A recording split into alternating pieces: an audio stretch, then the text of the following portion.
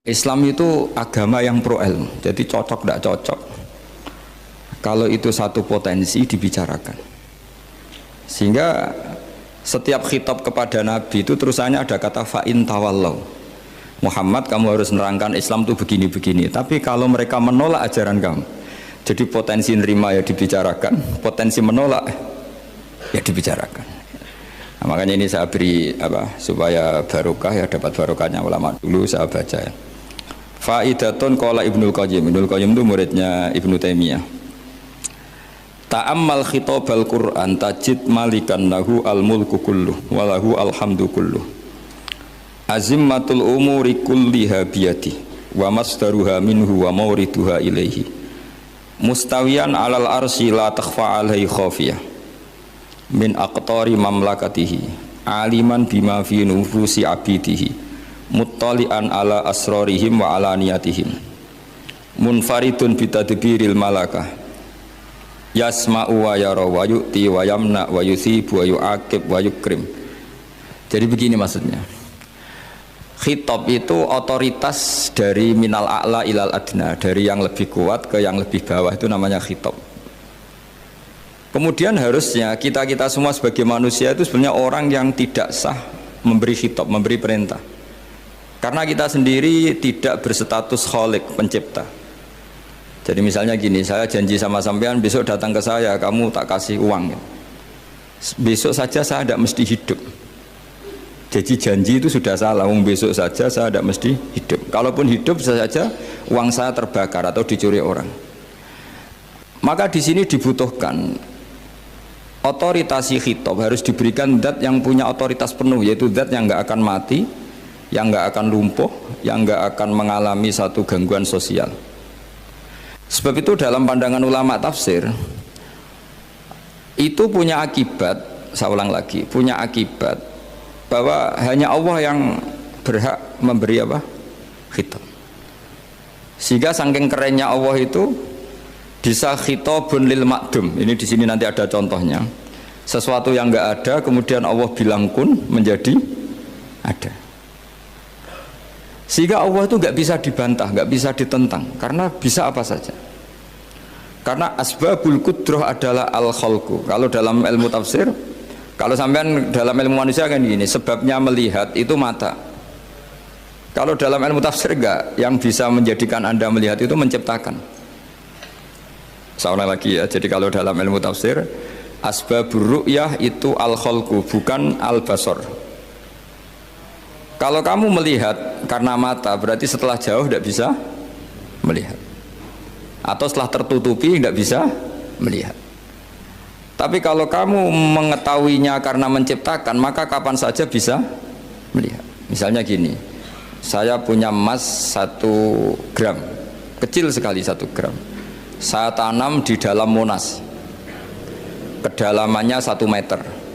Mbok saya sudah di Jogja, saya tetap tahu bahwa di Monas kedalaman 1 meter ada emas 1 gram. Kenapa? Karena saya yang menciptakan, yang mengatur itu semua. Sehingga setelah saya di Jogja, setelah saya di mana-mana tahu bahwa di Monas itu ada emas 1 gram dalam kedalaman 1 meter.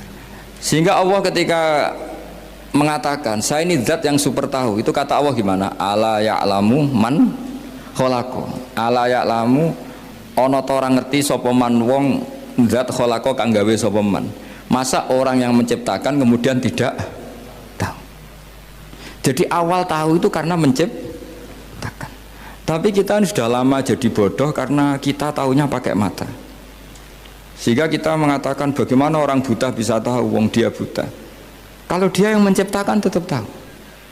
Tadi misalnya orang buta di kamar mandinya masang paku atau masang apa, dia tahu kalau di kamar mandi saya ada paku. Kenapa kok tahu? Karena yang masang saya. Nah, ini penting saya utarakan supaya nanti itu gampang analisis ayat-ayat berikutnya. Otoritas itu, otoritas khitab itu harus diciptakan dulu. Nah, baru setelah punya otoritas, saya ulang lagi, baru punya hak khitab. Nah sekarang enggak, para raja, para presiden, para dosen, para kiai itu sering melancarkan khitab, sementara dia enggak menguasai apa yang akan terjadi. Makanya Allah mengkritik kabura maktan indallahi antaqulu ma la tafalun. Itu salah besar ketika kamu seakan-akan memegang otoritas pada sesuatu yang sebenarnya kamu tuh tidak pernah melakukan, tidak pernah ikut menciptakan. Misalnya cong kowe nak nurut aku sebenarnya mesti uripmu kepenak. Otoritas itu dari siapa coba? Urip kepenak ya di luar wilayah kita, kehidupan besok juga di luar wilayah kita. Sampai kita kalau mau ke kuburan itu panduannya Nabi gimana kalau berdoa? Apa? Assalamualaikum daro qaumim mukminin wa inna insyaallahu bikum lahikun. Salam untuk kalian semua dan kita insya Allah suatu saat akan bertemu, insya Allah. Padahal mati itu adalah satu keharusan. Tapi kalau yang di kuburan itu orang mukmin, kita tidak ketemu lagi sama mereka jika kita mati kafir, karena nanti tempatnya beda. Yang satu alamatnya surga, yang satu alamatnya neraka. Maka kata ulama, kata insya Allah di situ adalah kita masih berharap mati dengan status yang sama, sehingga bisa ketemu. Jadi itu artinya gini, di selain Allah itu bilang janji, bilang khitab itu nggak sah. Dulu kan Nabi Muhammad SAW itu saking yakinnya setiap problem itu ada malaikat Jibril datang, saking yakinnya. Suatu saat ada orang Yahudi tanya, Muhammad kalau kamu Nabi betul, beritahu kami tentang Dzulqarnain, beritahu kami tentang Ruh, beritahu kami tentang Luqman Al-Hakim. Nabi karena reputasi hariannya dipandu Jibril bilang, ya sudah besok datang lagi ke sini tak jawab. Ternyata Jibril nggak datang, padahal semua ditunggu lama nggak datang sampai ratusan. Padahal yang tanya orang Yahudi yang sukanya bully Nabi, lama nggak datang. Lama-lama protes, Jibril ini gimana, saya dalam keadaan tertekan malah tidak datang. Datang Jibril dengan tanda kutip nyalahkan, yaitu ada ayat wala taqulanna li syai'in inni fa'ilun dzalika ghadan illa ayyasha. Jangan katakan besok bisa melakukan sesuatu tanpa mensandarkan itu semua kepada kekuasaannya Allah Subhanahu wa taala. Akhirnya semenjak itu Nabi mensyariatkan kalau kamu janji harus mengatakan insya Allah.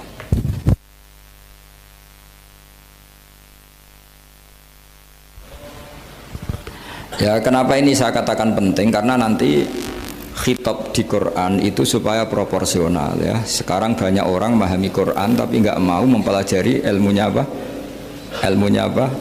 Quran. Termasuk ilmunya Quran tadi ya, ada 3 ingat ya.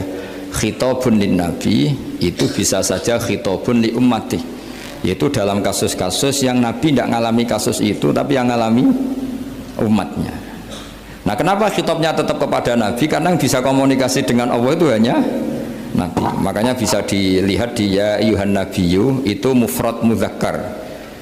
Nabi Muhammad itu satu orang yang berstatus lelaki. Kemudian idza talaqtum itu kalian semua. Harusnya kan kamu, karena dari satu orang ke satu orang. Tapi ini enggak. Wahai Nabi, jika kalian umatmu gitu. Jadi karena yang alami tolak itu umatnya. Terus kedua khitabun lin nabi, dan yang dimaksud itu memang Nabi, kayak sholat tahajud. Sholat tahajud itu sholat yang memang untuk Nabi. Karena tahajud yang menjadikan punya hak syafaat itu hanya Nabi. Sehingga ngendikane ulama, Nabi itu wajib tahajud, tapi kalau umatnya hanya sunat tahajud. Jadi Nabi itu termasuk ya kelebihannya sekaligus bebannya wajib apa? Tahajud. Tapi bagi umatnya sunat. Kenapa? Karena Nabi ingin sekali punya hak syafaat. Kemudian sama Allah diberi instruksi, diberi syarat wa minal laili fatahajjat bihi nafilatallak asa ayyab'atsaka rabbuka maqama mahmuda. Muhammad, kalau malam kamu harus tahajud supaya kamu nanti diberi hak syafaat. Itu kalau umatnya tahajud nggak boleh sampai diteruskan ayat-ayat sa'ayat asuka, karena kamu tidak punya hak syafaat. Disyafaati saja tidak mesti. tapi Nabi harus tahajud supaya punya hak apa? Dan perlu dicatat syafaat itu hadisnya sahih semua, di Bukhari ada, di Muslim ada. Cuma orang berlebihan cara menolak syafaat atau mengimani syafaat. Ada yang berlebihan ngimani sampai tidak pernah ngamal baik, mentang-mentang nanti dapat syafaatnya Kanjeng Nabi. Ada yang nggak percaya syafaat. Itu ya kebablasan juga, padahal itu ada di hadis sahih semua cerita syafaat. Itu khitabun Nabi, dan yang dimaksud memang Nabi. Sehingga umatnya tidak wajib tahajud, tapi Nabi wajib tahajud. Terus ketiga, khitabun lin Nabi sekaligus khitabun li ummati. Itu yang dimaksud di hadis Arba'in Nawawiyah, wa inna wa ta'ala amaral mursalin bima amaral bil mu'minin, atau dibalik amaral mu'minin bima amaral bil mursalin, dibolak-balik sama. Yaitu para nabi ya dikhitabi memakan sesuatu yang thayyibat, para orang mukmin juga kena khitab memakan sesuatu yang apa?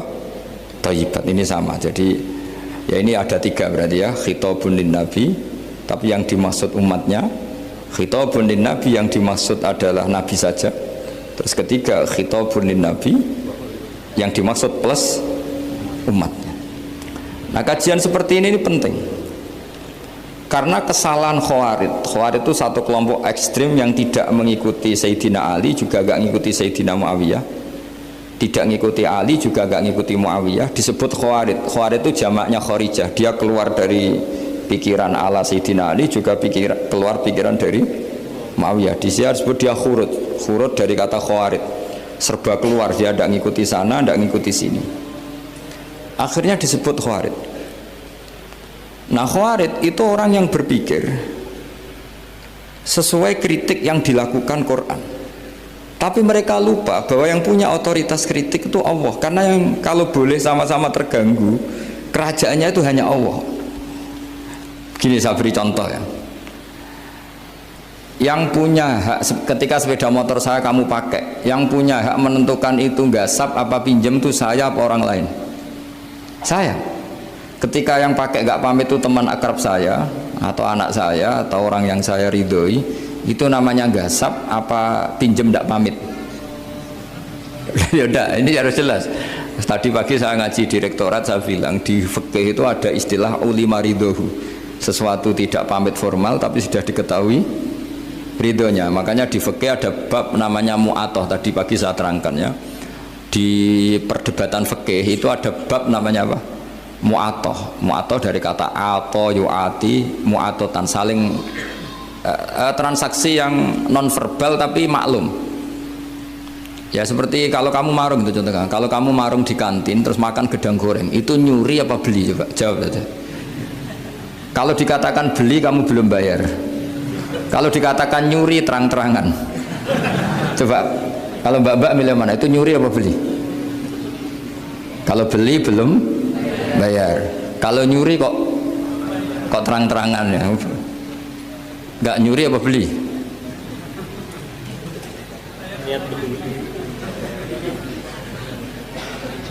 Jadi ada gedang goreng di warung, kamu datang langsung makan, ada kerupuk dimakan, ada telur asin dimakan, itu nyuri apa beli? Nah, itu kalau orang fikih dibabkan kitabul bai'il mu'atoh, akad beli lewat jalur mu'atoh. Menurut Imam Abu Hanifah seperti itu dikatakan beliau pakai dalil al-adat muhakamah, bahwa adat itu berposisi seperti hukum.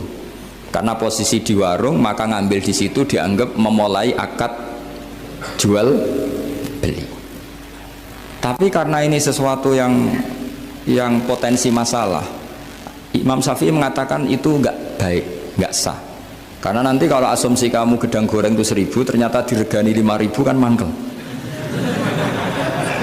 Nah itu resikonya di situ, ya kan? Tapi kalau misalnya itu dikatakan, makanya Imam Syafi'i mengatakan itu profesional. Itu namanya ghormu. Ketika Anda bayar 5.000 itu namanya tebusan kesalahan. Jadi Imam Syafi'i melihat itu tidak jual beli, tapi tebusan kesalahan. Sehingga kalau saya jadi hakim, misalnya pembeli bilang asumsi saya 1.000 Gus, terus kata baik, kata penjual enggak Gus, itu tak jual 5.000, saya harus memenangkan baik. Memenangkan siapa? Penjual. Karena penjual adalah pemilik gedang goreng itu, dan posisi yang makan adalah perusak barang orang lain. Gitu. Sehingga dimenangkan penjual, ya dimenangkan penjual. Kenapa dimenangkan? Karena cara berpikir fikih, karena dia yang punya otoritas itu, punya otoritas kepemilikan. Itu dalam fikih madzhab apa? Syafi'i. Nah, itu penting dalam analogi surga dan neraka. Orang Khawarij itu kalau ada orang dosa, itu dikatakan sudah tidak Islam lagi, dia sudah keluar dari Islam. Orang dosa itu wajib disiksa oleh Allah. Mereka bilangnya ya wajib. Dalam kelompok Islam itu ada kelompok namanya Khawarij, orang yang sangat ekstrim dalam berpikir. Dia mengkafirkan orang yang melakukan dosa apa? Besar, dihukumi kafir. Tapi pendapat ahli sunnah enggak, orang dosa besar ya dosa saja, tapi tidak usah dihukumi kafir. Kenapa? Cara berpikir ahli sunnah, surga neraka itu milik Allah. Kalau yang punya saja tidak apa-apa, ngapain ada yang ribet? Yang punya surga neraka itu Tuhan, dan Tuhan memanggil-manggil orang yang salah itu disuruh tobat. Anibu ila rabbikum, wahai hambaku yang berlebihan, yang masih dosa, ayo kembali ke saya. Kapan saja kembali ke saya tak terima. Sehingga dalam madzhab ahli sunnah, otoritas khitab, otoritas kepemilikan yang berhak ya yang punya, orang lain itu nomor 2. Sehingga tadi kalau Anda bawa kayak motor saya dan Anda teman akrab saya, tidak pamit saya, kalau saya bilang itu nggak apa-apa ya nggak apa-apa, kalau saya bilang apa-apa ya apa, nggak penting orang lain. Sehingga ini wilayah yang agak sensitif, tapi ini ilmu, mau tidak mau kita harus dengar. Sehingga di fikih ada bab ulima ridhohu.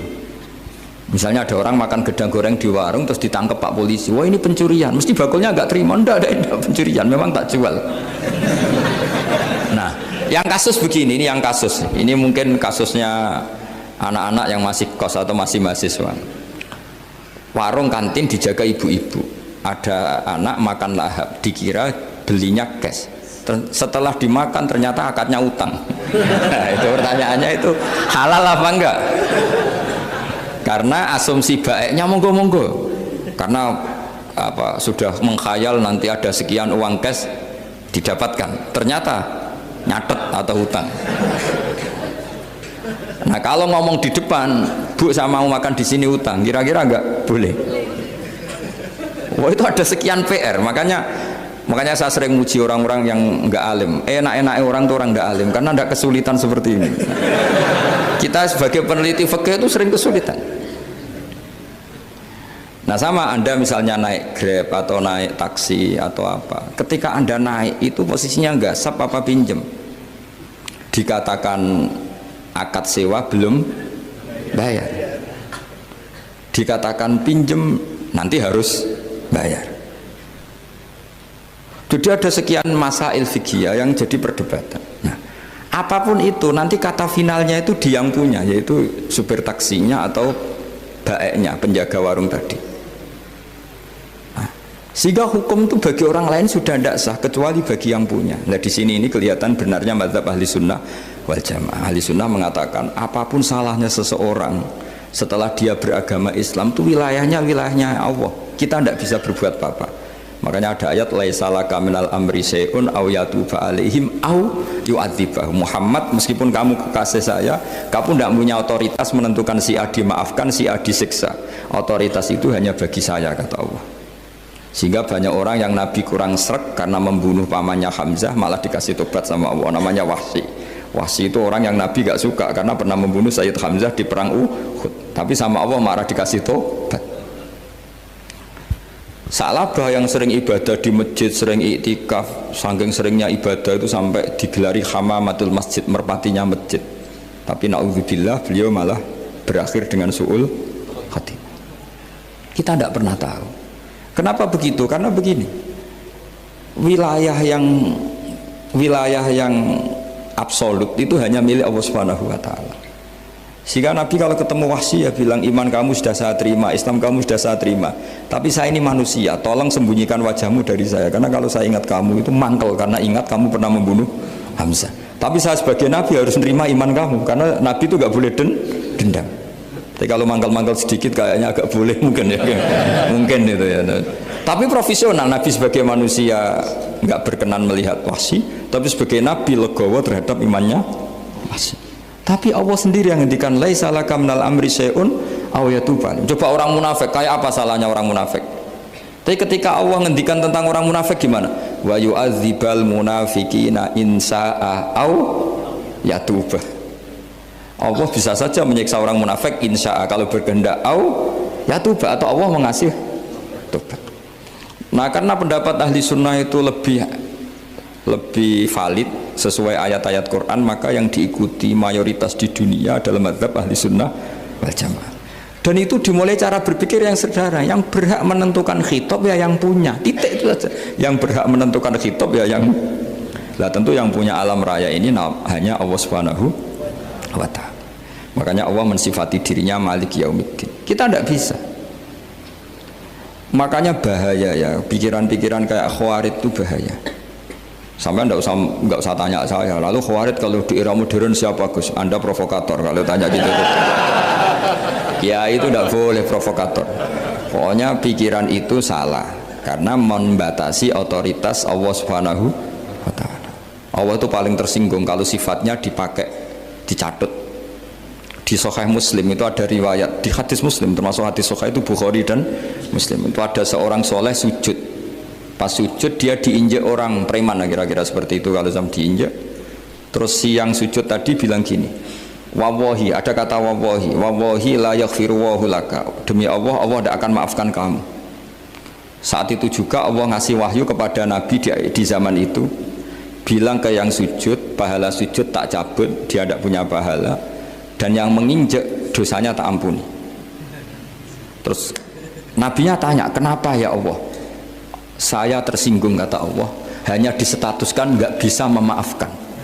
Padahal wa anal ghafir wa anal akhid bidzunub, saya adalah zat yang bisa maafkan, bisa nyiksa. Kenapa status saya tinggal satu? Allah kan bisa kan, walillahi mulkus samawati wal ardh yaghfiru liman yasha wa yu'adzibu man yasha. Tapi si yang sujud tadi menstatuskan Allah hanya satu, yaitu yu'adzib, menyik. Itu kata Allah, kok enak, saya ini Tuhan, bisa menyiksa, bisa mengampuni, kenapa status saya jadi satu? Kamu kan mesti gak terima. Status kamu dihilangkan satu, terima gak kamu? Gak terima. Sebagai suami kamu tetap punya dua status, bisa meneruskan nikah, bisa menceraikan. Coba status kamu tak ambil satu, nggak boleh menceraikan. Istri kamu gendut, walek, cerewet. Wah, posengnya bukan main itu. Sama mbak-mbak juga sama. Sebagai istri harus nurut sama suami gini-gini, tapi juga punya hak rafa, hak mengajukan gugatan cerai jika suaminya tidak jelas. Mau nggak dicabut status hak rafa? Nggak mau. Kalau punya suami walek, jelek, senang goda perempuan lain, itu kan. Nah, Allah itu punya status bisa memaafkan, juga punya status bisa menyiksa. Terus orang-orang yang sok soleh dengan tanda kutip itu kadang-kadang inginnya Allah tuh nyiksa terus sama musuhnya. Kalau sama dia memaafkan terus. Terus corong Jawa kan aku mbahmu tapi kan gitu kira-kira.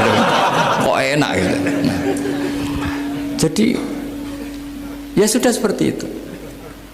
Lagi-lagi kata kuncinya apa? Beri otoritas itu hanya kepada Allah Subhanahu wa ta'ala, karena dia adalah pemilik otoritas sejati. Sehingga zaman Nabi siapa saja itu ya mungkin orang kayak apa dulu, Khalid bin Walid, perang Uhud kalah, itu panglimanya orang kafir zaman itu siapa? Khalid bin Walid. Dan dia melakukan pembunuhan masif zaman itu, tapi dia dikasih tobat, namanya Khalid bin Walid. Tapi Sa'labah yang tukang di masjid kadang berakhir seperti itu. Ya sudah, akhirnya kita mau tidak mau ya sudah introspeksi. Sampai sesoleh apapun kita selalu diajarkan doa, ya muqallibal qulub tsabbit qalbi ala dini. Karena kayak apa kalau hati kita dibolak-balik? Karena cara berpikir tentang Islam dan tentang ateis atau tentang kekafiran itu mirip satu visi. Makanya hati-hati mahasiswa, karena senangnya berpikir sendiri. Ada ngelantur kemana-mana. Saya beri contoh. Sampai kalau sekarang masih miskin, berbahagialah. Karena miskin itu mudah jadi orang dermawan. Kalau orang sudah kaya itu ribet. Coba misalnya sampean jadi santri saya, tak contohkan. Biasanya santri kalau sama kiainya kan loyal. Kamu miskin punya ayam 2, tak minta 1 boleh enggak? Boleh, padahal itu 50%. Ya. Terus punya uang 100.000, tak minta 50.000, kira-kira boleh enggak? Boleh, padahal itu 50%. Tapi kalau kamu kaya, punya uang 1 miliar, tak minta 500 juta, boleh enggak kira-kira? Padahal itu berapa? 50%. Gampang mana dermanya orang kaya sama orang miskin untuk mengamal 50. Itu mahasiswa yang masih miskin-miskin, uangnya hanya 100.000, nraktir temannya habis nggak masalah, padahal itu berarti 100%. Uangnya 50.000 diminta temannya dikasihkan semua, padahal itu aset satu-satunya. Nah, salaba itu cara berpikir gitu sehingga Allah tersinggung. Saya beri contoh ya, salaba itu singkat cerita kan kalau habis jamaah salam langsung lari pulang. Terus ditanya sama Nabi, kenapa kamu kesusu pulang gitu? Istri saya di rumah masih belum pakai baju karena gantian sama saya. Saking miskinnya tuh baju itu gantian. Sama nggak usah bayangkan lalu di rumah telanjang kayak apa, berarti kamu porno. Kamu porno berarti tidak boleh. Pokoknya ceritanya seperti itu, tidak usah lari, gantian pakai itu. Singkat cerita, ya Rasulullah, buat saya ini didoakan kaya. Sampai 3 kali Nabi bilang bisa saja miskin itu lebih baik bagi kamu. Lama-lama sampai memaksa Nabi, akhirnya Nabi berdoa. Terus beliau kaya, dan Salabah agak salah, dia nggak minta paket kaya barokah tapi mintanya kaya saja, diturutin kaya. Pertama punya kambing di pegunungan ya, kalau di Arab itu kan kambing diletakkan di Jabalen, Mabinal Jabalen, di antara 2 lembah itu 40 sampai 80 sampai 4.000. Singkat cerita ketika 40 Nabi sudah memerintahkan sahabat diminta zakat. Berarti kalau 40 itu 1, kalau 80 kira-kira 2. Ya sudah gitu. Sebetulnya ketika 40 kalong 1 terkurangi 1 zakat itu kan ringan karena masih 39. Ya kayak tadi kamu punya uang 1 juta, jangan 1 juta, 500.000 sudah agak berat kamu. Tidak, gini saja, tak beri contoh betapa mudahnya dermawan bagi orang miskin. 1 juta itu kan zakatnya berapa? 25.000 ya. Rubul usyur kalau dalam bahasa Arab itu berapa? Kalau bahasa kampus kan berapa? 2%, 2,5 ya, 2,5. Itu bahasa keliru sebetulnya. Sama ikut saya saja. Saya itu berkali-kali saya pernah nggarap matematika, cepet-cepetan mbak pakar matematika itu mesti cepet saya. Karena saya ini agak bedui. Orang bedui itu cara berpikir itu lebih gampang. Jadi kalau orang Arab, tak ajarin matematika Arab ya, itu nggak ada porogapit. Jadi begini cara berpikir orang Arab itu berpikir bertahap. Ya kalau 2,5 itu kalau orang Arab bilang rubul usyur apa? Rubul usyur, 1/4 dari 1/10. Jadi kalau orang Arab berpikir bertahap. Jadi misalnya 1 juta, 1/10-nya berapa? 100.000. Terus 1/4-nya berapa? 25.000. Jadi disebut rubul usyur, 1/4 dari 1/10. Jadi 1 miliar, cari 1/10-nya dulu 100 juta. Terus 1/4-nya, sehingga nggak usah porogapit ruwet. Jadi orang Arab kalau bilang 1/10 sama 1/20 itu tidak bisa, karena nanti tidak porogapit. Orang Arab bilang al usyur atau nisful usyur. Misalnya zakatnya apa itu zuruk, berarti 100, 1/10-nya berapa? 10. Terus orang Arab kalau misalnya pertanian kamu biayai zakatnya 1/20, orang Arab bilang bukan 1/20, nisful usyur. Berarti berapa? 100, usurnya 10, separuhnya 1/10, berarti 5. Lah 5 ini bahasa kamu apa? 1/20. Ya, bahasa orang kampus 5 kan 1/20. Kalau 10 1/10. Kalau orang Arab bilang apa? Usyur atau nisful. Kan gampang gitu. Ya saya ulang lagi ya, berarti kalau 1/10-nya 1 juta, usurnya berapa? 100, nisful usur 50. Ya, gampang mana matematika Arab sama matematika ini sama? Daripada sama nggak porogaf betul pusing saya lihat itu. Ya sudah gitu aja, pokoknya diusurkan semua. Orang Arab kalau bilang tuh diusurkan semua, berarti 1 juta. Misalnya zakat mal kan 2,5, berarti 1 juta usur dulu, berarti 100.000. Lah zakatnya itu rubul usur, 1/4 dari 1/10. Ya di 1/10 dulu, berarti 100. Habis itu rubul usur, 1/4 dari 1/10, berarti ya, jadi gampang saja, 1 juta tulis saja langsung 100.000 usur, terus 1/4-nya 25. Gampang mana? gampang lagi pakai kalkulator gitu. Nah sekarang begini, kira-kira kalau kamu punya uang 1 juta diminta zakat 25.000 enteng nggak? Enteng. Biasa kan kita punya uang 1 juta naktir teman sampai habis 100.000 200 enteng. Tapi kalau sudah 10 juta 10 juta berarti rubul usurnya berapa? 250. Kalau 1 miliar 25 juta. Wah itu sudah pikiran kamu kan bikin toko baru, bikin konter baru. Nah kalau 100 miliar berapa? 200. Nah sak labah ini ketika dimintai zakat ketika 40 enggak, masih kambing 40 enggak mau, 80 enggak mau, sampai hampir 4.000. Kalau 4.000 misalnya digawe rata-rata 51 aja, digawe bulat ya. Berapa sebenarnya? Per 1.000 kan 20 ya kan? Per 1.000 kambing kalau dipakai 50 saja per 1.000 kambing berapa? 20 kan? 20. Kalau 4.000 80. Kira-kira itu misalnya dipakai 50, apalagi itu 40 lebih banyak lagi. Akhirnya ngomentari sahabat yang disuruh Nabi ngambil zakat, wah ini tidak zakat, pemerasan, karena jumlahnya sudah signifikan. Maka kalau kamu ingin dermawan sekarang itu bisa dermawan 50%. Itu punya 2 ayam kurus lagi. Diminta masjid untuk syukuran, mas bawa aja. Punya kambing kurus 2, kata kamu hanya itu, ada panitia masjid minta sumbangan, kasih aja 1, sudah ngamal 50%. Tapi kalau punya sapi limusin 2 yang per 1 harganya 70 juta, kalau diminta 1 kan nilainya tetap 50%. Gampang mana orang miskin sama orang kaya ngamal? Orang miskin. Terus kedua hebatnya orang miskin itu kalau ngamal itu dramatis. Betul itu.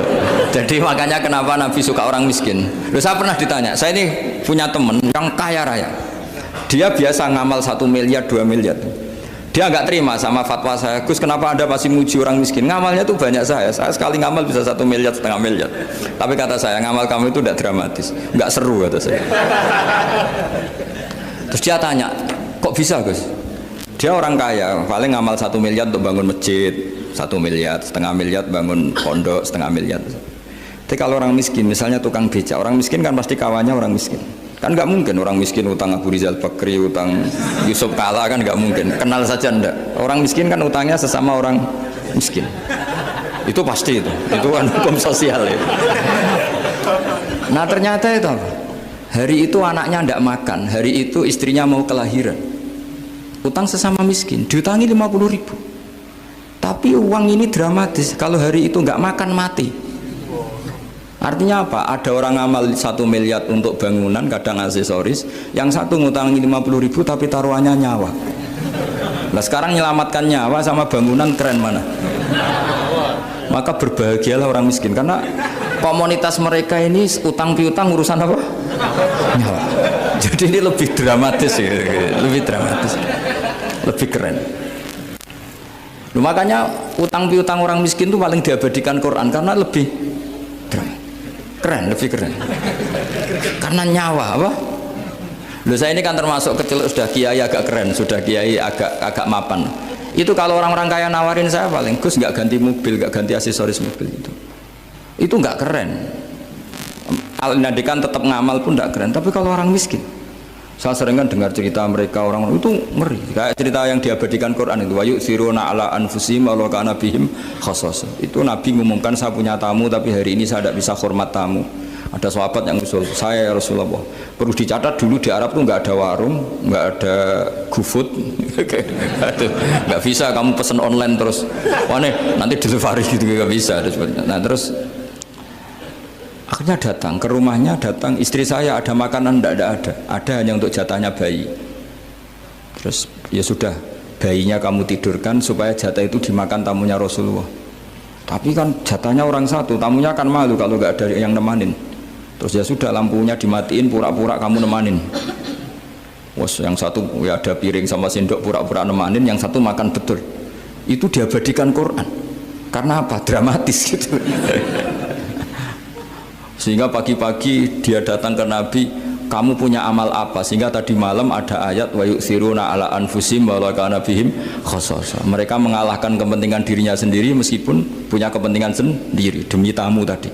Terus cerita dia, kita tamu tadi malam ya Rasulullah, yang saya sanggup menghormatnya, saya tidak punya apa-apa, hanya jatah bayi. Itu aja dramatis, bayinya ditidurin dulu. Tapi tidak disuntik ganja, tidak ditidurin. Ditidurin biasa nanti kan. Ditidurin biasa, terus suami saya pura-pura nemani, lampu dimatikan. Nah mungkin tamunya saking laparnya gak penting mikir itu, yang penting makan aja. Jadi maka sebetulnya orang-orang miskin itu tidak usah hiru, wah itu orang kaya bisa ngamal masjid 1 miliar, 2 miliar. Tetap ngamalnya ini sesuatu yang tidak mendesak. Tapi sesama orang miskin, kalau temannya minta tolong itu mesti dramatis. Istri mau kelahiran, kematian, kelaparan. Pokoknya yang diselamatkan itu seru semua. Artinya gini ya, kalau miskin ya nikmati saja, itu ada peluang untuk menyalip pahalanya orang-orang. Tapi yang kaya ya tetap kaya. Kalau semuanya miskin, nanti yang miskin kerja di mana kalau semuanya miskin? Ya kembali ke tadi, ke ilmu khitab. Kalau ini tidak dipelajari, maka orang khawarid ini megang otoritas. Tidak bisa. Mereka nggak menguasai pintu surga maupun pintu neraka. Nggak bisa. Mereka dengan seenaknya, tobatnya orang yang pernah gini nggak diterima. Tidak bisa. Wilayah yang terima tidak itu wilayahnya Allah Subhanahu wa Ta'ala. Sehingga kita tetap berpendapat sesuai eksplisit yang ada di Quran. Walillahi mulkus samawati wal ardi, apa? Yaghfiru liman yasha wa yu'adzibu man yasha. Sehingga nggak boleh kita pegang otoritas agama, nggak boleh. Kita hanya bisa menjelaskan. Kalau pegang nggak boleh. Misalnya saya dengan sampean surganya dulu mana? Bisa saja dulu jenengan. Kok bisa Gus? Iya kan? Mungkin wah keren ngaji tawaduk mau. Mungkin saya dari bab tawaduk keren sampean. Di bawah saya di atas, di bab tawaduk keren sampean. Sehingga kalau surga kok jalurnya tawaduk mesti dulu sampean. Karena sampean di bawah, saya di atas. Tapi saya nanti protes sama Allah. Protesnya gini, posisi saya diperintah ya Allah. Gayanya mereka duduk di bawah, tapi merintahkan saya supaya mau mengajar. Jadi nggak ada sopan-sopannya karena mereka merintah ya. Ya terutama di PPAI ya, oh itu nggak sopan sekali kan merintah.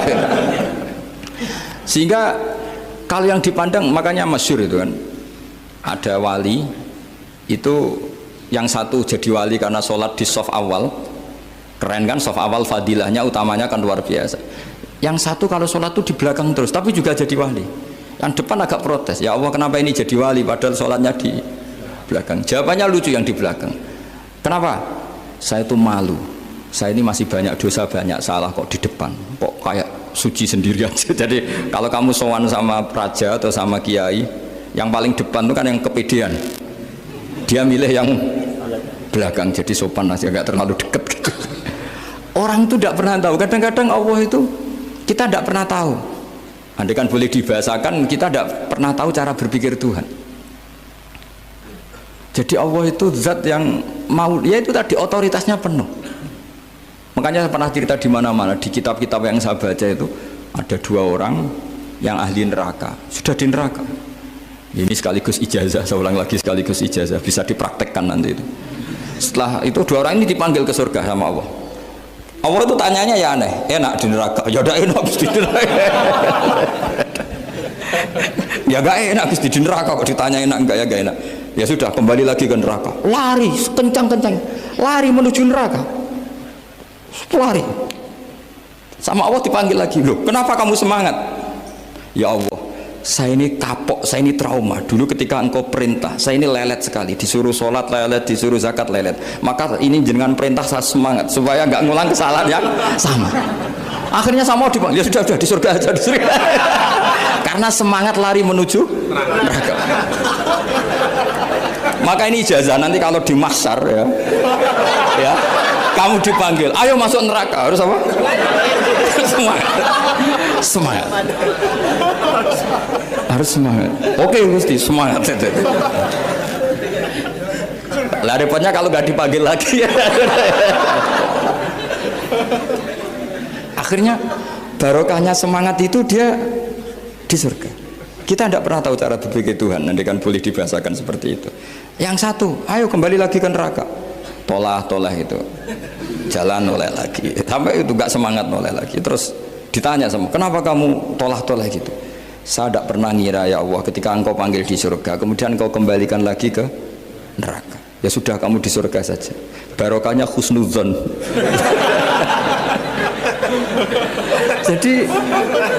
Jadi Tuhan itu unik. Makanya dalam tradisi ulama itu ad-dinu ar-riwayah, agama itu riwayat. Sebagian diredaksikan inna hadzal ilma dinun fanzuru amman ta'khuduna dinakum. Agama ini, ilmu ini agama, maka lihat riwayatnya. Karena kita tidak pernah tahu cara berpikir Tuhan. Kita harus mengikuti riwayat yang diutarakan Rasulullah SAW. Karena kita tidak pernah tahu. Kayak tadi ada orang diinjek, kita mesti kan terprovokasi ingin bela yang sujud menyalahkan yang injek. Tapi ketika yang sujud mencatut nama Tuhan, Allah tidak akan memaafkan kamu. Itu Tuhan tersinggung karena sifatnya direduksi satu, diambil satu, disembunyikan satu. Loh, ada kan dia begini mungkin malah Allah maklumi. Saya tidak akan maafkan kamu. Enggak apa-apa Allah, kan saya. Kan tidak mencatut namanya Allah. Selama hidup saya tidak akan maafkan kamu. Allah nggak akan tersinggung. Karena dia sebagai manusia tentu punya dendam, punya rasa mangkal, punya emosi. Tapi kalau ketika bilang Allah tidak akan maafkan kamu, berarti dia mencatut statusnya Allah. Dan Allah disifatkan hanya satu dari sifatnya Allah, yaitu hanya sifat menyiksa. Padahal Allah punya sifat memaafkan. Ini hati-hati bagi orang-orang soleh, orang-orang yang terlalu berpikir keras dalam Islam, nggak boleh seperti itu. Masyhur itu kan, ada satu perkampungan yang sering secara masif terstruktural mau menghabisi Nabi, yaitu namanya kampung Usoyyah, Ro'lan sama Zakwan. 3 kampung ini sering koalisi mau menghabisi Nabi, sampai Nabi sering kunut nazilah, Allahumma an Ro'lan wa Zakwan wa Usoyyat asad Allah wa Rasulah. Sering dipasutkan gitu. Tapi Allah malah menurunkan wahyu, Muhammad, kamu tidak boleh intervensi saya seperti itu. Bisa saja mereka dapat hidayah. Semenjak itu Nabi meninggalkan kunut nazilah. Terus dan sebagian ulama mengatakan itu awal diturunkannya ayat laisalaka minal amri syai'un au yatuba alaihim au yu'adzibahum. Jadi ini sekali lagi-lagi ini bab khitab. Jadi ya seperti kita punya, makanya orang itu tetap donga ya muqallibal qulub sabit qalbi ala dini, karena otoritas itu bagi yang punya. Maka kata malik, kata pemilik itu kunci dalam ilmu tauhid atau ilmu tafsir atau ilmu apa saja. Misalnya gini, sampai saya punya rumah yang ruangan depan itu ruang tamu, tentu dapat perlakuan khusus, sering steril, sering bersih, bahkan dihias pakai bunga, pakai macam-macam. Ruangan tengah biasa, ruangan belakang buat buangan sampah, buat WC, buat macam-macam. Sah apa enggak? Sah. Kenapa? Karena saya pemiliknya. Apa? Karena saya. Tapi kira-kira yang sedang di ruang tamu, tanah yang sedang di ruang tamu yang dimanjakan juga nggak boleh kumo luhur. Bisa saja suatu saat saya rubah pikiran, rumah saya tak balik dari menghadap utara ke selatan, yang dulu WC jadi ruang tamu, yang ruang tamu jadi WC. Langsung perlakuannya rubah 180 apa derajat, 360 derajat. Nah itu yang di sini nih, kenapa orang soleh pun tetap takut sama Allah, karena Allah itu yaf'alu ma yasha, bisa melakukan apa saja. Sehingga tradisinya ulama ketika zaman ini sudah rusak seperti ini, ulama-ulama tidak ada yang khawatir, karena Allah mensifati dirinya Al-Hadi sebagai zat penunjuk. Coba kita sudah nggak ditungguin nabi, nggak ditungguin wali, nggak ditungguin orang-orang soleh dulu, tapi agama itu ya jalan sampai sekarang. Ada orang ngaji, ada orang sholat, ada orang zakat. Andaikan agama itu diserahkan manusia, sudah kita tidak bisa mempertahankan agama ini di zaman seperti ini. Tapi karena Allah itu Al-Hadi, zat yang memberi petunjuk, dan sifat Allah Ta'ala pasti tata'atsaru bi khalqih, pasti ada akibatnya di makhluk. Seperti Allah mensifati dirinya Ar-Razzaq, yang memberi rezeki. Buat zaman buyut-buyut perang dijajah Belanda ya tetap makan, ya tetap kawin. Kadang istrinya banyak, padahal zaman jajan Belanda. Kita nggak dijajah aja susah. Dulu itu babah kamu istrinya 1 atau 2, buyut-buyut kamu banyak yang 2, padahal miskin. Karena Allah mensifati dirinya Ar-Razzaq. Mbok keadaan kayak apa orang tetap dapat rezeki. Begitu juga Allah mensifati dirinya Al-Hadi. Mbok keadaan dunia rusak kayak apa tetap ada yang dapat hidayah. Jadi kamu tidak usah khawatir terhadap agama ini karena Allah mensifati dirinya apa? Al-Hadi, zat yang memberi kayak apa Amerika, kayak apa Korea. Saya itu pernah di Korea, katanya negara ateis. Di sana TKI yang nyari uang, ternyata di sana itu bikin masjid. Coba kalau Allah menghendaki, di Korea ada masjid. Karena bikin masjid nggak boleh, kalau nyewa boleh. Jadi Korea itu ada satu aturan kayak di Jepang, kayak di umumnya negara maju. Yang sudah fungsi sosial itu tetap sosial, nggak boleh menambah yang baru. Jadi kalau dari gereja dibeli masjid boleh, tapi kalau tanah lapang dipakai masjid nggak boleh karena ngurangi tanah. Tapi kalau dari gereja jadi masjid boleh, dari bar untuk masjid boleh, dari pantai asuhan jadi masjid boleh. Pokoknya yang fungsi sosial. Saya pernah ngaji di masjid itu, bawahnya bar, atasnya gereja, atasnya lagi masjid. Kadang ya balik masjid dulu, bar, baru gereja. Karena memang yang sudah kawasan sosial ya kawasan publik ya untuk publik. Kita tidak pernah mengira kalau di sana ada tauhid. Tapi Allah itu Al-Hadi, apa? Allah itu Al-Hadi. Sehingga ya delala ada orang Indonesia kerja di sana, terus nuraninya tersiksa kalau tidak ada tempat sujud. Akhirnya mereka urunan bikin masjid. Itu banyak yang santri saya sering ngaji saya. Ya saya ulang lagi ya. Jadi cara mikir khitab sama Allah gitu dulu ya. Enggak boleh kamu berpikir khawarid yang membatasi kekuasaan atau hidayatnya Allah Subhanahu wa ta'ala. Karena kita tidak pernah tahu. Salabah ngomong gitu itu masalah besar. Karena mengatakan kekasihnya Allah itu pemungli. Karena tadi, wah ini tidak zakat lagi tapi apa? Pungli. Ini apa? Pemerasan. Karena tadi jumlahnya sudah sekitar 4.000, zakatnya kan banyak sekali. Makanya saya mohon, saya model di UI itu setuju kalau zakatnya dimulai dari kecil lebih ringan. Misalnya kita gaji 1 juta dipotong 25.000 kan ringan. Tapi kalau gaji kamu 1 miliar kan mendingan untuk bayar supir, buat yang jaga gudang, kan mesti pikir aja sudah macam-macam daripada dipakai zakat. Ya, jadi diantara menganalisis Quran adalah apa? Dudukkan Allah sebagai Malikul Umur Kulliha, yang menguasai semua urusan. Tapi kalau kita apapun hebatnya hanya sebagai ulama, hanya sebagai mufti, hanya sebagai kiai, itu tidak punya otoritas. Sehingga misalnya banyak kan, misalnya anak yang kita cintai, kita modali malah bangkrut, yang tidak kita modali malah kaya. Karena urusan tidak di tangan kita, tapi di tangan Allah Subhanahu wa ta'ala. Masjid juga gitu.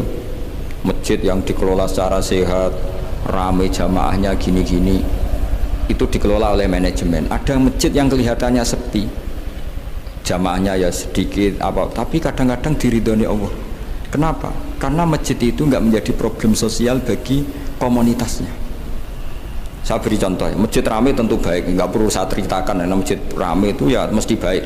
Masjid yang banyak jamaahnya tentu baik, itu nggak usah dibicarakan.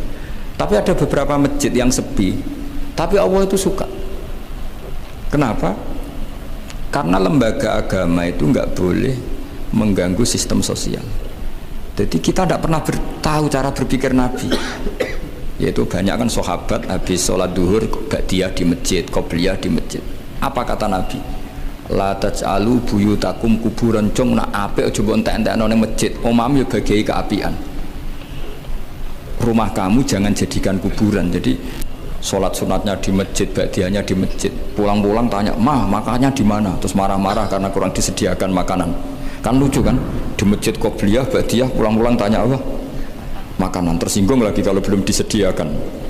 Akhirnya apa? Anak-anak kita yang kecil kenangan melihat bapaknya itu apa? Bapak itu orang yang kalau dari masjid tanya makanan dan marah kalau tidak kesampaian. Coba kalau kamu datang dari masjid sholat, kenangan anak kamu apa? Bapak itu orang yang kalau datang dari pergi sholat. Sehingga kenangan anak-anak kita ini melihat kita sholat sujud di rumah. Sehingga Nabi membahasakan apa? Jangan jadikan rumah kamu sebagai kuburan, kasih jatah sholat. Sehingga ulama mengatakan jamaah itu paling baik itu di masjid untuk jamaah fardu. Untuk sholat sunat beberapa malah sebaiknya di rumah. Sehingga saya ini sebagai kiai ya sering bingung. Bingungnya kadang ada orang terlalu overacting, ingin masjidnya ruame sehat, yang satu enggak. Saya ini sering dipamiti, ya saya akhirnya bingung. Bingungnya ya barokahnya ngalim itu bingung, kalau nggak ngalim malah nggak bingung. Karena ya sudah harus gitu. Sampai tak beritahu ya. Nabi awal ngendikan itu ju'ilat lanal ardu kulluha masjidan. Semua tanah Allah itu hakikatnya masjid. Apalagi ini rumah kita. Anak kita biar menyaksikan saat kita sujud, saat kita baca Quran, saat kita ngaji. Kalau semua ini di masjid, kemudian Anda di rumah taunya makanan, menuntut ngopi, menuntut kenangan di keluarga kita kurang baik. Makanya Nabi membahasakan apa? La taj'alu buyutakum kuburon. Jangan jadikan rumah kamu sebagai kuburan. Apalagi ada pepatah lagi, al-ummu madrasatul ula, ibu adalah madrasah pertama. Coba kalau kita ngajarin Quran di rumah, ya tentu masjid ya tetap ada kegiatan, tapi jangan sampai mematikan rumah. Sehingga kita sebagai ulama itu ada masjid rame ya seneng, ada masjid setengah rame ya nggak apa-apa, asal efeknya menyebar ke masyarakat. Jadi ramenya masjid ya baik, tidak rame kalau yang rame ibadah di rumah-rumah juga baik. Maka dulu zaman Nabi Musa malah istilahnya waj'alu buyutakum qiblata wa aqimus sholat. Jadikan rumah kamu sebagai kiblat, sebagai tempat ibadah. Coba kenangannya Nabi kalau sholat malam itu di rumah apa di masjid? Di rumah, sehingga Aisyah punya kenangan sampai hatta waromat qodamau, sehingga tangannya, kakinya Nabi bengkak. Dan Nabi alami saja. Kamu kira Nabi sholat punya kayak anak-anak sekarang kan yang ada ruang sholat, ternyata hanya dipasang sajadah sama tasbih, nggak pernah dipakai. Kalau Nabi enggak, yang dipakai Sayyidah Aisyah itu ya tempat sholat. Sehingga kata Aisyah, Nabi itu sholat di tempat tidur saya. Kalau Nabi sedang berdiri, kakiku tak selonjorkan. Kalau Nabi sujud, kakiku tak ingkretkan. Ya di tempat Sayyidah Aisyah tidur itu Nabi sholat. Pas berdiri kan berdirinya Nabi lama, Aisyah selonjor. Pas Nabi mau sujud, kakinya diingkretkan. Segampang itu Nabi. Akhirnya apa? Kenangannya Aisyah sebagai istri itu doa-doa tahajud, doa-doa. Coba kalau Nabi tahajudnya di masjid, Sayyidah Aisyah tidak punya kenangan doa-doa apa? Tahajud. Sehingga kita harus ngikuti ngaji. Kalau nuruti teori ya sholat itu ibadah. Sebaiknya kalau ibadah ya di tempat ibadah. Tidak seperti itu cara pandang. Kata Nabi, semua buminya Allah adalah saksi kita ketika ketemu Allah. Semakin saksi itu banyak, maka semakin baik. Maka kalau sholat sunat, kesunatannya itu pindah-pindah tempat. Tapi ya jangan terlalu habis di sini terus pakai mobil ke sana gitu. Iya, kalau pas di perempatan ada orang cantik nggak jadi diterusin nanti. Tapi ini sama saya cerita ya. Jadi di antara mengkaji Quran itu mengkaji cara Allah membuat khitab. Dan yang kunci semua adalah Allah adalah zat sing otoritatif, malikul umurikul dia, pengendali dari semua. Maka kalau nyifati Allah ya tetap yaghfiru liman yasha wa yu'adzibu may yasha. Jangan pernah mengambil otoritasnya Allah Subhanahu wa taala. Sekian, assalamualaikum warahmatullahi wabarakatuh.